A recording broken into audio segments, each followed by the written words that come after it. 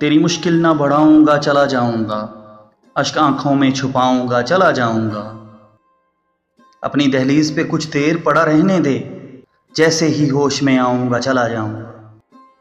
वो एक शख्स किसी तौर जो मेरा ना हुआ, मेरी बला से किसी का हुआ हुआ ना हुआ। हमारे पास सुनाने को कुछ नहीं शादे, हमें तो ख्वाब भी देखे ज़माना।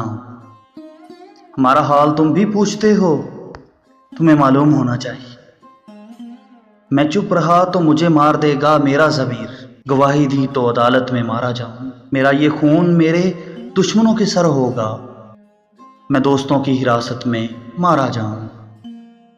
बुरा नहीं हूं मैं, तेरी भी कुछ कहानी है, ये जो बदला बदला सा लगता हूं ना, अपनों की ही मेहरबानी है। एक अल्लड़ सा लड़का था मैं जिन दिनों, एक मेले में पहुंचा हिमकता हुआ। जी मचलता था एक एक शय को मगर, जी मचलता था एक एक शय पे मगर, मोल दे ना सका किसी चीज़ का। आज मेला लगा है उसी शान से, आज चाहूँ तो एक एक दुकान मोल लूँ, आज चाहूँ तो सारा जहां मोल लूँ। मगर अब जी में रसाई का धड़का कहाँ, और अब मैं वो छोटा सा अल्लड़ सा लड़का कहाँ।